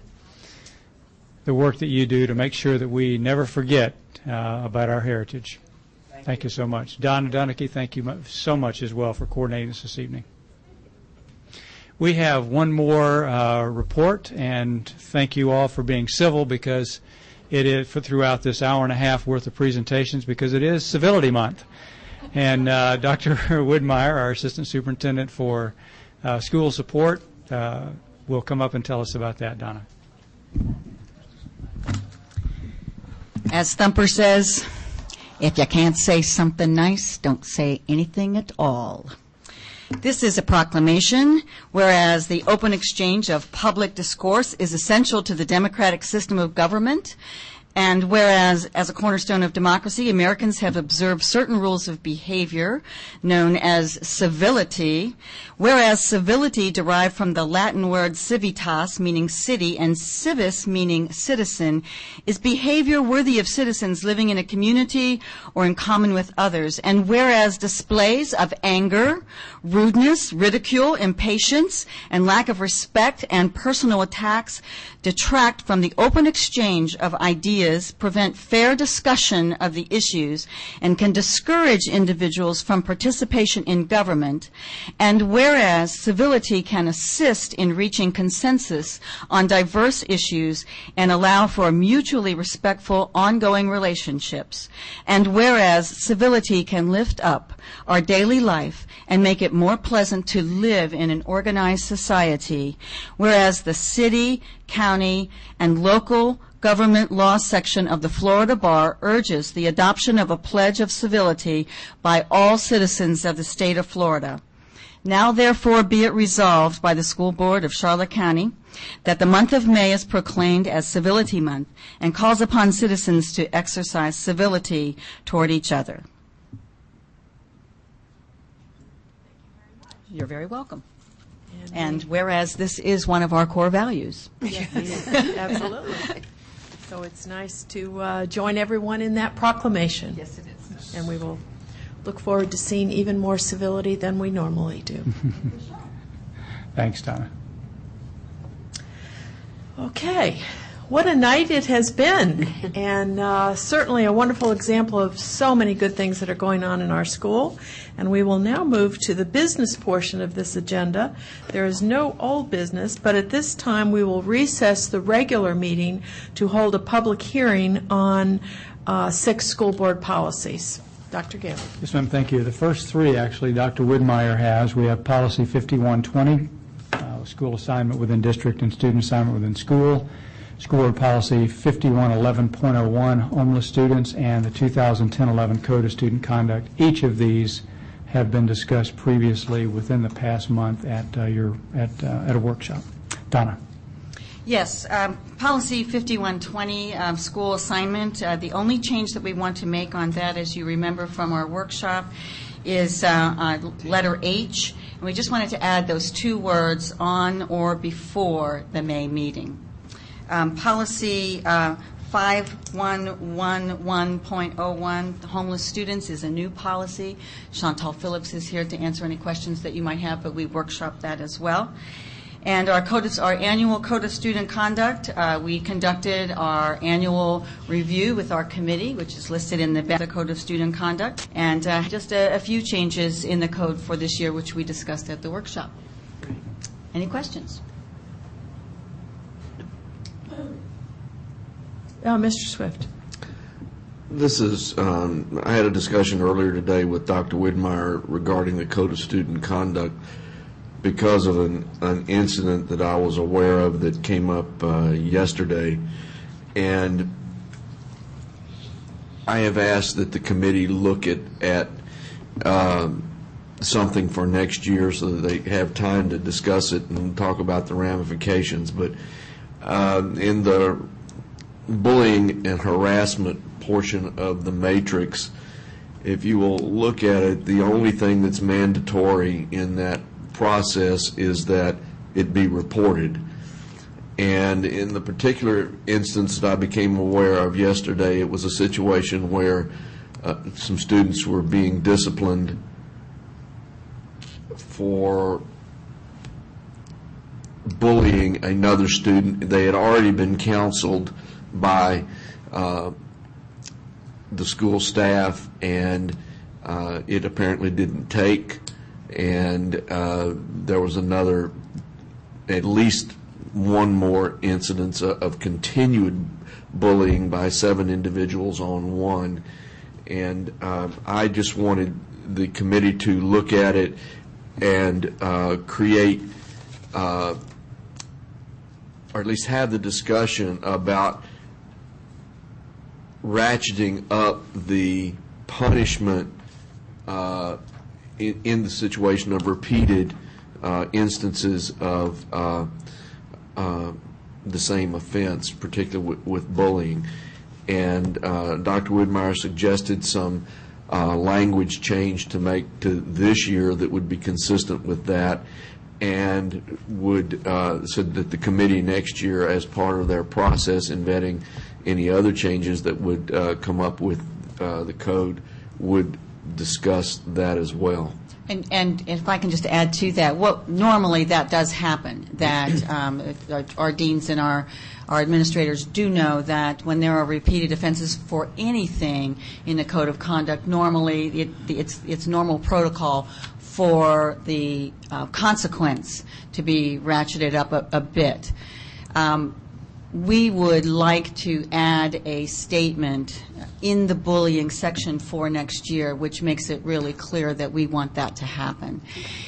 Following that, after our meeting today, Ms. Prestopino and I had a meeting, and what we're going to do next year, we know that this is, as you remember from our workshop, this is an issue that is very difficult to get your arms around because of reporting issues, because of just a number of things, awareness issues. We've had our bully prevention committee for 6 years now working on this. We have as part of the student wellness plan, we have every single school has to have a bully prevention program. But one of the things that we want to do next year is to have, when April and I were speaking today, we'd like to make it one of our goals next year to have an ongoing discussion to talk about this very thing that Mr. Swift brought to us today, and just hear from, get a committee together separate from the Code of Conduct Committee, but a subcommittee that will take a look at bullying issues across the district and get a lot of different perspectives for that. And so we should be able to provide a real comprehensive report for you next year. Any other questions? Am I understanding then that you are going to add something? A sentence, yes. Okay. Yes. And just stating that that on any subsequent bullying situations that the consequences would be more severe than the first consequence. That won't be the exact words, but it'll be something like that. Okay. And that will go in for the code that the students will get in the fall? Yes. Okay. Yes. All right. Any other questions? Thank you very much. Our next three policies deal with transportation, 8600, 8606, and 8615. I'll ask Richard Duckworth, who is our Director of Transportation, to come to the podium and go over these with you briefly. These have also been workshopped. Richard, welcome. Thank you, sir. Madam Chair, board members, Esquire.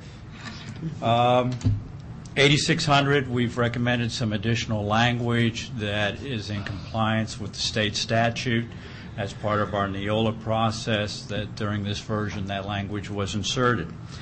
8606, use of wireless communications devices by school bus operators. We have brought a policy to you to codify what has been our practice for the past several years, and that is to prohibit the use of any wireless communications device or hands-free device while a bus driver is actively operating that school bus. The third policy, 8615, our idling policy, again, it's a practice that we've had in place for a number of years. We wanted to codify through the policies a limit on the amount of time that a bus or any school district can idle without being actively involved in something that requires the bus or the vehicle to move. Are there any questions? Any questions, board members? Thank you very much. We Thank you, did go ma'am. over them thoroughly in our workshops. Thank you. Appreciate it, Richard. And we need to vote on these individually. So, All right. First, we need to see if there's any member of the public that wishes to address us. No, ma'am. No? Thank you very much. Then I would entertain a motion to close the public hearing. Move closing the public hearing. Second. It's been moved and seconded that the public hearing be closed. Any discussion? All those in favor say aye. Aye. Aye. Opposed? Motion carries unanimously. And now we will resume the regular meeting and vote on these policies. recommend approval of School Board Policy 5120. So moved. Second. It's been moved and seconded that we approve School Board Policy 5120. Any discussion? All those in favor say aye. Aye. Opposed? Motion carries unanimously. Recommend approval of School Board Policy 5111.01. So moved. Second. It's been moved and seconded that we approve School Board Policy 511.01. Any discussion? All those in favor say aye. Aye. Opposed? Motion carries unanimously. Recommend approval of the 2010-2011 Code of Student Conduct, including the sentence as described by Dr. Woodmeyer. So moved. Second. It's been moved and seconded that we approve the 2010-2011 School Code of Student Conduct with the new sentence that will be added. Any discussion? All those in favor say aye. Aye. Opposed? Motion carries unanimously. Recommend approval of School Board Policy 8600. So moved. 1, 2, 3. Need a second. Second. Thank you. It's been moved and seconded that we approve School Board Policy 8600. Any discussion? All those in favor say aye. Aye. Opposed? Motion carries unanimously. Recommend approval of School Board Policy 8606. Oh, so moved. Second. It's been moved and seconded that we approve School Board Policy 8606. Any discussion? All those in favor say aye. Aye. Opposed? Motion carries unanimously. And finally, Recommend approval of School Board Policy 8615. So moved. Second. it's been moved and seconded that we approve School Board Policy 8615. Any discussion? All those in favor say aye. Aye. Aye. Opposed? Motion carries unanimously. And we move on to item H1, the consent agenda. Dr. Gaylor. I would recommend approval of the consent agenda submitted to you this evening. So moved. Second. It's been moved and seconded that we approve the consent agenda as presented. Any discussion? All those in favor signify by saying aye. Aye. Opposed? Motion carries unanimously. Next is item H2A, Meadow Park Elementary School remodel, renovations, and construction, Phase 1. Yes, ma'am, and Phase 1 is demolition, and I would recommend approval of this GMP for demolition as submitted to you. So moved. Second. It's been moved and seconded that we approve this GMP as submitted. Any discussion? All those in favor signify by saying aye. Aye. Opposed? Motion carries unanimously. Next is item H2B, Lemon Bay High School remodel, renovation, and new construction, Phase 2. Yes, ma'am, and Phase 2 is the gymnasium demolition and modular relocation, and I would recommend approval of this GMP as submitted. So moved. Second. It's been moved and seconded that we approve the Lemon Bay High School remodel, renovation, and new construction, Phase 2. Any discussion? All those in favor signify by saying aye. Aye. Opposed? Motion carries unanimously. Next is item H2C, the interlocal agreement with Charlotte County, the City of Punta Gorda, and the School Board of Charlotte County. Dr. Gaylor. Yes, ma'am, thank you, and we had our meeting last Monday with the City of Punta Gorda, the Board of County Commissioners, and the School Board, where this interlocal agreement was discussed and agreed upon, and this is your, each of the three entities has to vote on this for approval. This is your vote for hopefully approval of this interlocal agreement, which deals with concurrency, and I would recommend approval of this interlocal agreement with Charlotte County Board of County Commissioners, the City of Punta Gorda, and the School Board of Charlotte County as submitted. So moved. Second. It's been moved and seconded that we approve the interlocal agreement as described by Dr. Gaylor. Any discussion? All those in favor say aye. Aye. Opposed? Motion carries unanimously. Next, we have item H2D, personnel action. Yes, ma'am. Recommend approval of the personnel action agenda item as submitted to you. So moved. Second. It's been moved and seconded that we approve personnel action as submitted. Any discussion? All those in favor say aye. Aye. Opposed? Motion carries unanimously. And finally, item H2E, to authorize the board chairman to sign the memorandum of understanding.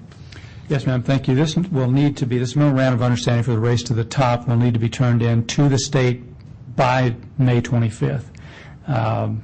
We simply did not have the time between last Tuesday or Wednesday and today to work with our unions on making sure that we had exactly the language we wanted to turn in. So we're asking that the board do the same thing we did in January with the original Race to the Top application and memorandum of understanding. That is allow the school board chairman to sign that, to authorize her signature as soon as we have negotiated that successfully. So I recommend approval of that item as submitted to you this evening. So moved. Second. It's been moved and seconded that you authorize the board chairman to sign the MOU with the DOE for the RTT. Any discussion? You're just being silly. Where's that point? Any discussion? All those in favor signify by saying aye. Aye. Opposed? Motion carries unanimously. Citizen comment is next on the agenda. Is there anyone wishing to address us? No, ma'am. Thank you. Attorney comment, Mrs. Young. I don't dare. Smart woman. Thank you. Board member comment, Ms. Rendell. Nothing tonight. Thank you. Ms. Miller. I do have someone ask me to remind you of the, there's 2 hurricane caravan events, and they're organized by Wayne Saladay. And the first one's going to be Wednesday, May 12th. That's tomorrow, of course, at Trangali Community Center at 1 to 3 p.m. And the other one will be on Saturday, May 22nd at the Charlotte Harbor Event and Conference Center, and that will be from 10 until 3. Thank you, and that's all, Madam Chairman. Thank you. Mrs. Messina? Just want to remind the board that I am going to go represent them at the Lemon Bay Awards tonight and send their warmest personal regards to all of the honorees there. If they're still going on. Yes. By the time you get there. Right. All right. Thank you. Mr. Swift? 3 quick things. One, the elementary and secondary art shows this past week were amazing, and the fact that the Savannah College of Art and Design presented over $30,000 in scholarships to our students was a very pleasing thing, and the artwork by those students was truly, truly amazing. The recognitions tonight, students, teachers, volunteers, all, the state and national recognitions that they received is another tribute to the quality of the school district. And lastly, on a personal note, the Kiwanis Foundation of Charlotte County will be having its awards night next Monday night, and they will this year go over the $500,000 mark in scholarships awarded to Charlotte County Public School students, and that's a pretty significant accomplishment. Thank you, Madam Chairman. Thank you. And I would just briefly say that there are so many good things going on right now, and such tremendous support from our community and our business community, and we just have so much to celebrate that is going on with our schools. Superintendent comment. Yes, ma'am. This is just the time of year when we can celebrate. I know it was an hour and 15 minutes of presentations tonight, an hour and 45 minutes. I'm sorry. But it was so well worth it, and we look forward to May for that, because at the end of the year we get to celebrate a whole lot of things. And of course, Lemon Bay tonight. The rest of the week we have our other award ceremonies for high schools. Next week, graduations, and a variety of things at our middle school and elementary schools. It's just a great time of year. I love this time of year. One word on the budget. It's going to be a difficult year, as you know already. We are working to close the gap between expenditures and revenues. There will be several $1 million that we need to close between now, and we hope to close as best we can anyway between now and the time we meet with you on June 2nd for the budget update. I'll probably give you a few things via email over the next couple of weeks to show you where we are. And I probably will, at the June 2nd, with Mr. Brasser and Mr. Greiner, recommend some ways that we can really go into next year feeling as good as we can, but yet realizing that we have a tremendous, and I mean tremendous, unprecedented challenge for 2011, that we will have to make serious and substantial plans for prior to that year getting here. And I plan before I leave in January to make sure that those plans are solid and in place. So it's going to be a difficult year, and I hope we can do as we have done in the past few years, and that is work around layoffs. I hope. I am not sure, but I hope. And I know that we're going to need to have some incredible plans to let people know what's going to happen long before it happens in 2011. So I promise you that will happen. But I'll get that update to you in terms of some general terms, in terms of the numbers between the revenue and the expenditures ASAP, and we'll progress on that over the next several weeks. Get you that report, and throughout the months of June and July we'll work very heavily to close that gap significantly. It's just going to be a difficult year, but we'll as we always have, we'll make it work. And we are ready to, I'm ready to turn it back over to you for adjournment, ma'am. All right. Well, you all that have stuck it out to the end are the troopers. Meeting is adjourned.